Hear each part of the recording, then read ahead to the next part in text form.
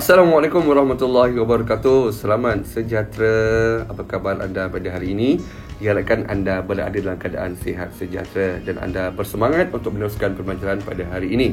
Baiklah murid sekalian, untuk pelajaran kita pada hari ini, kita masih lagi berada dalam unit 6, iaitu pilih gaya hidup yang sihat dengan tajuknya persediaan pra-ujian. Bagi student kandungan, menulis perkataan, frasa dan ayat yang bermakna. Bagi student pembelajaran, menganalisis dan mencatat maklumat tentang sesuatu perkara yang dirujuk.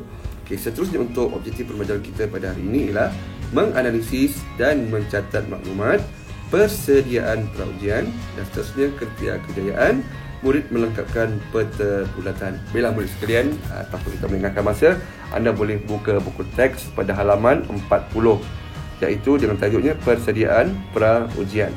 Baik, marilah kita baca bersama-sama. Baik. Arahan yang diberikan ialah catat maklumat tentang persediaan pra-ujian dalam peta bulatan. Baik.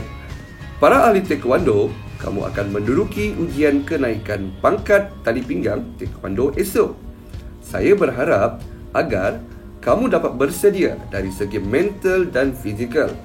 Kamu perlu mendapatkan rehat yang secukupnya. Tidurlah awal pada malam ini. Usahlah lewat ke tempat ujian. Jangan lupa bersarapan. Lakukan regangan sebelum dipanggil. Baiklah cikgu, kami akan menuruti semua nasihat cikgu.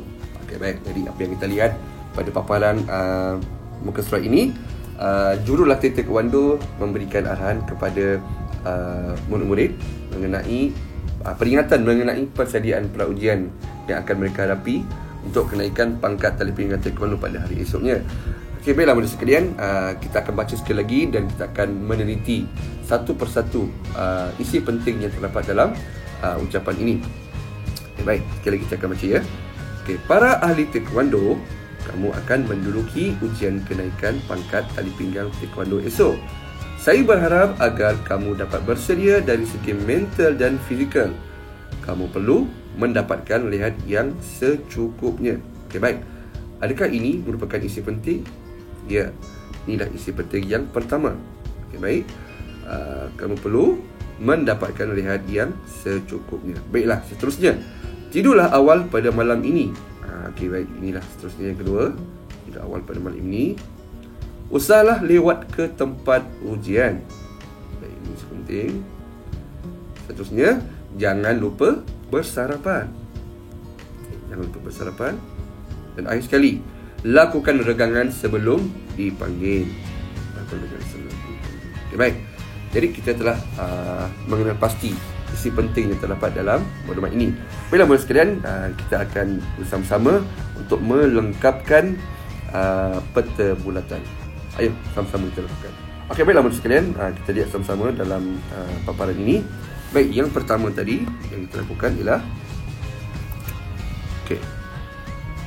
kamu perlu mendapatkan rehat yang secukupnya. Baik. Mendapatkan rehat yang secukupnya. Baik, seterusnya. Apa ya? Tidur awal. Okey, bagus. Okey, seterusnya apa? Tidur awal. Usah lewat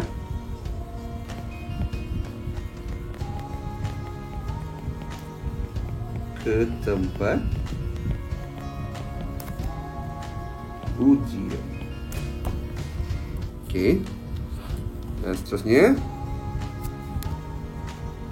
jangan lupa bersarapan.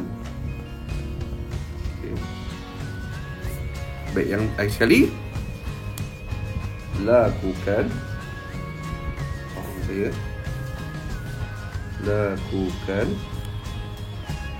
regangan sebelum dipanggil. Okey, bila murid sekalian, kita lihat sekali lagi. Yang pertama, mendapatkan rehat yang secukupnya. Yang kedua, tidur awal. Yang ketiga, usah lewat ke tempat ujian. Yang keempat, jangan lupa persarapan. Dan yang kelima, lakukan regangan sebelum dipanggil. Saya harap kamu dapat melakukannya dengan betul. Okay, baiklah sekalian, kita akan meneruskan lagi pembelajaran kita, iaitu pada halaman 41. Okay, ini pengayaan. Okay, baik, dengan tajuknya kebersihan 5 bintang. Baik, untuk standard kandungan dalam memahami dan menggunakan golongan kata mengikut konteks. Seterusnya, standard pembelajaran memahami dan menggunakan kata kerja mengikut konteks, iaitu kata kerja aktif, transitif dan tak transitif. Baik, untuk objektif pembelajaran kita pula ialah memahami dan menggunakan kata kerja aktif untuk membina ayat. Okay, seterusnya, kriteria kejayaan membina sekurang-kurangnya 5 daripada 8 ayat berdasarkan gambar. Okay, baiklah murid sekalian, kita akan lihat bersama-sama pada halaman 41 ini. Kebersihan 5 bintang. Okay, bina ayat berpandukan kata kerja yang diberikan untuk menghasilkan satu cerita tentang gambar di bawah. Okay, mari kita sama-sama. Baik, kalau kita lihat pada gambar ini menunjuk pada satu tempat, iaitu di restoran. Okay, restoran. Dan kita lihat di sini ada kata kerja yang telah diberikan. Baik, yang pertama mengutip. Okay, nombor 1 mengutip. Nombor 2, okay, nombor 2 duduk. Okay, nombor 3 tertumpah. Nombor 4 berjalan. Nombor 5 membasuh. Nombor 6 makan. Okay, makan.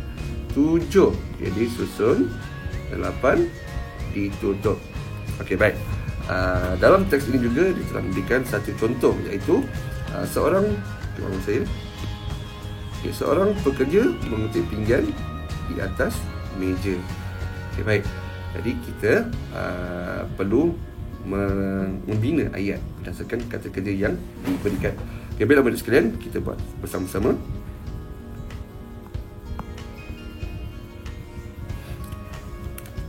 Baik. Seperti arahan yang diberikan, okay, bina ayat berpandukan kata kerja yang diberikan untuk menghasilkan satu cerita tentang gambar di bawah. Okay, baik. Perkataan yang pertama iaitu mengutip. Okey, kalau kita lihat di sini, okey, ada seorang pekerja, dia sedang mengutip pinggan. Okay, mari kita bina ayat bersama-sama. Seorang pekerja. Okey, seorang pekerja. Okay, apa kata kerjanya? Mengutip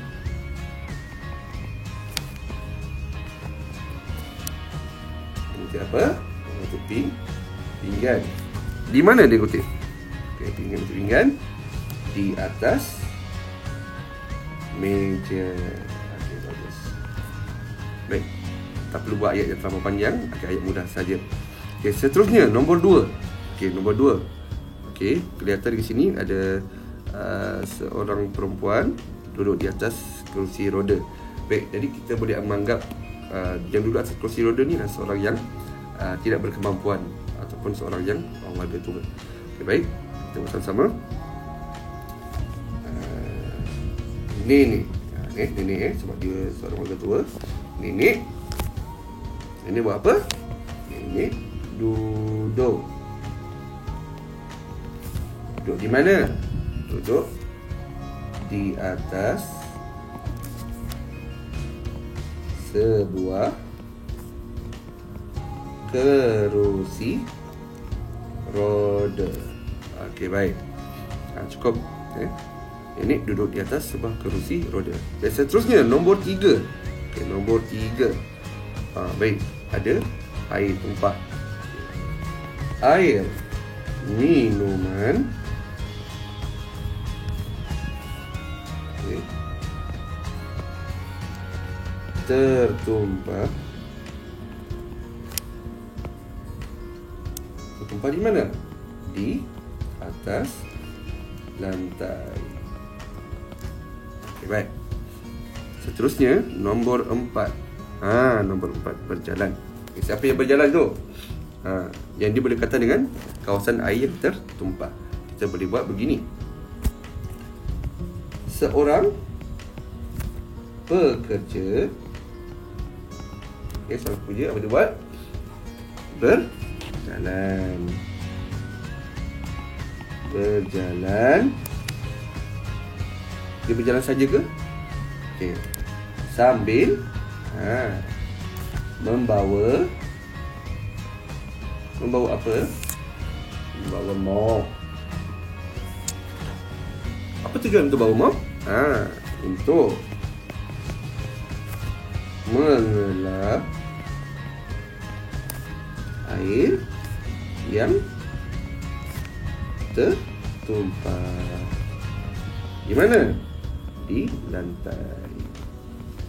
Okey, baik. Baik, seterusnya nombor 5. Baik, kalau kita lihat situ ada gambar seorang pelanggan sedang membasuh. Okey, baik, kita bina ayat. Okey. Seorang pelanggan sedang apa? Membasuh tangan di mana? Di sinki. Okey, baik. Kita dah berjaya membina 5 ayat. Okey, baik, kita akan teruskan untuk ayat seterusnya. Okey, makan. Nombor 6. Mana nombor 6? Nombor 6 di sini. Kelihatan sebuah keluarga sedang makan. Dan kita boleh gunakan keluarga siapa? Okay, dalam buku teks ni dia mengenai kisah keluarga Encik Husin. Kita gunakan nama Encik Husin lah ya. Keluarga Encik Husin. Okey, apa dia buat? Makan. Disuruh makan. Di mana? Di meja bulat. Okey, baiklah. Seterusnya nombor 6 kita dah lakukan tadi. Keluarga Husin makan. Nombor 7. Objek apa ini? Kita lihat. Objek pinggan. Mari kita buat sama-sama. Okey, pinggan. Okey, pinggan disusun bagaimana? Kalau kita lihat sini dalam keadaan yang cantik dan kemas disusun dengan kemasnya. Di mana? Di rak. Okey, baik, seterusnya nombor 8. Okey, kalau kita lihat di sini mungkin kamu tak berapa perasan. Okey, kalau kita lihat meneliti betul-betul, inilah menunjukkan bekas makanan ataupun tray yang digunakan untuk meletak makanan. Okey, jadi kita boleh bina ayat bekas makanan. Bekas makanan ditutup. Tutup apa? Okey, ada nampak terbuka tak? Tak ada kan? Maksudnya bekas makanan ditutup, kemas. Kenapa ditutup kemas? Sudah untuk menjaga apa? Kebersihannya. Baiklah manusia sekalian, alhamdulillah kita telah berjaya membina ke-8 ayat ini berdasarkan kata kerja yang diberikan pada halaman buku teks muka surat 41 tadi. Baiklah, diharapkan agar anda dapat meneruskan pembelajaran di rumah dengan apa cara sekalipun, apa keadaan sekalipun.